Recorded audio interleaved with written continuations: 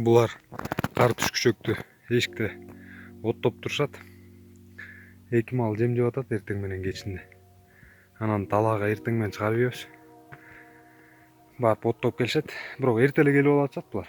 Мурдагы Ат башы базарындагы видеодо мен малдарды сураганда ушул уй баласын тай, кунан, бышты деп айткан болчумун да. Анан көп комментарий окуп калдым. Кишилер бышты, тай, кунан дегенди жылкыларга гана айтат, аттарга деп айтышты. Анан канчалык туура, кайсы жерде кандай айтат ошону билип алалы. Биздин негизи нарын жактарда мисалы ушул букаларды 1,5 жаштагычы тай бука деп айтат да. Анан 2 жашына келгенде кунан бука ошентип айтып коюшат да негизи айыл жергелеринде.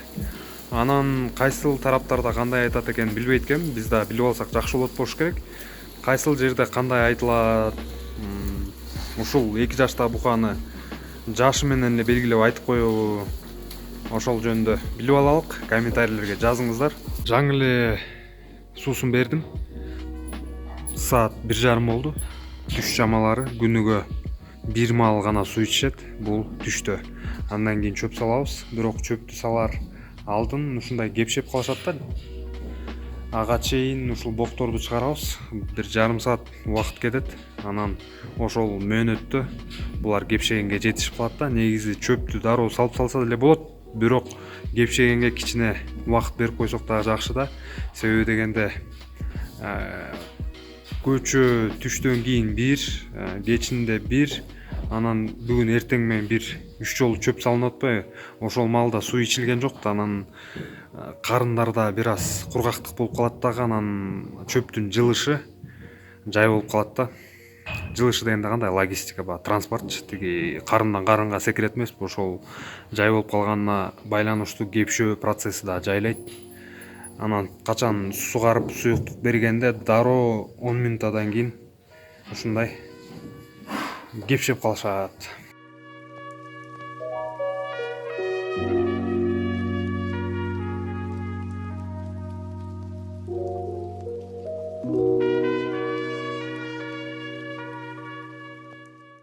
Букалардын алдын кыкташ керек болуп калды, кургактап.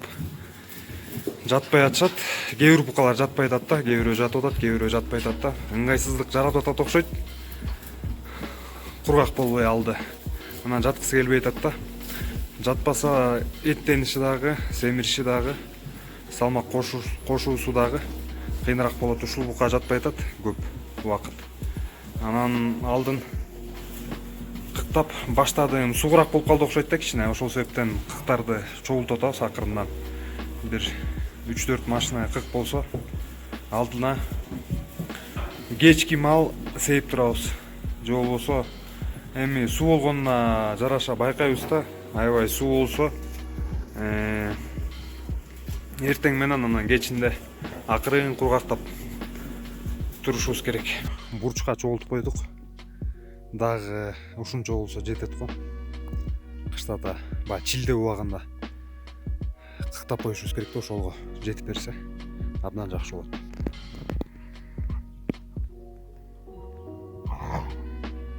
Бул сименталка менен сулууну анан большойду эшикке алып чыктым. Булар бакчада көп убакыт жатышты. 2 айга чукул. Анан буларды байлайын деп жип байлап сарайдын ичине киргизейин деп жатам. Аябай суук болуп кетти. Анан көндүрүш керек да. Аябай булуп калышыптыр, азыр чуркап эки жака ойноп атышат.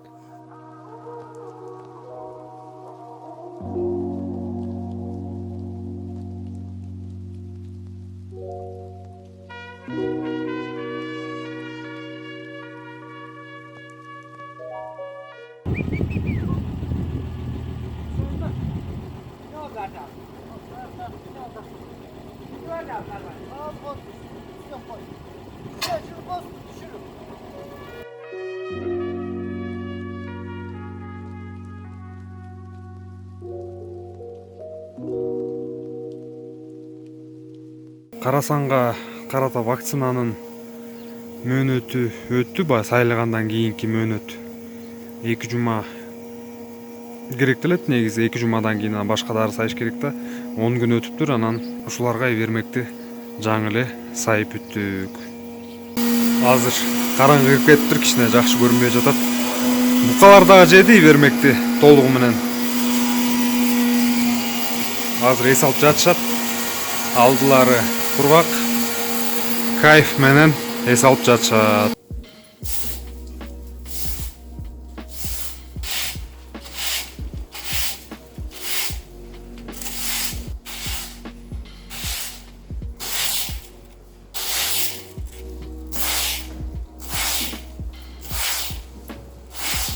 Достор, аябай бир жакшы маалымат. Ушул боо пресс бул сатып келинген. Бул пресс болсо өзүбүздүкү. Өзүбүздүн жерден өсүп чыккан эспарцет. Биринчи чабык күнгө туруп ушундай саргарып калган. Бул болсо экинчи чабык, бирок сатып алынган чөп да. Эми экөөнү таразага тартабыз. Таразага койдум. 14 килограмм 200 грамм. 23 килограмм 700 грамм. Бул чөптүн баасы биз сатып алган баа 120 сом менен айланган. Анан ушул чөптү болсо өзүбүздөн чыкты да, бунун баасын сиздер жазыңыздар комментарийге. Өздүк баасы канча сом менен айланды. Буга чыгашалар кирет, баягы пресс деген машинага кеткен акча, пресс подборщик деп коет го. Ошого жиптери, жатка менен баягы чапкан, чөп чапкан машинага кеткен каражаттар, ошол чыгашаларды эсептей келгенде, мисалы 5 гектар жерден баланча боо чыкты, анан ошол боолорду бөлгөндө баардык чыгашаларды эсептеп, ошондо ар бир боого бир тиешелүү чыгаша чыгат да. Ошону сиздер жазып көрүңүздөр. Анан так жооп болсо Telegram каналда айтмакчымын. Мына Telegram канал ушул жерде турат. Жазылыңыздар, мени жаман көрбөңүздөр. Себеби Telegram каналды да өнүктүрөлү. Ал жерде катталуучулар баягы мени окугандар аз болуп жатат. Ошол себептен айтып жатам да, Telegram каналдагы өнүксүн. Ал жерде да жакшы келечек бар Telegramда. Ошол себептен Telegramга катталыңыздар. Азыр болсо биз улантып кете беребиз. Эми болсо биз эсептедик. Биринчиси 14-20 килограмм чыкты. 14 килограмм 200 грамм. Бул болсо 23 килограмм 700 грамм. Ошондо ортодо 9,5 килограмм айырмачылык болуп калат экен. Ушул чөп 9,5 килограммга көбүрөөк өзүбүз даярдаган чөп. Сатып алган чөп болсо 9,5 килограммга азыраак. Бирок баасы да кымбатыраак. Мунун баасы болсо арзаныраак болот. Анан жанагы байлаганда чөптүн баарын сатып, жемдин баарын сатып алып байлаганда актабай калып атат деген сөз ушул чөптөрдөн келип чыгат да.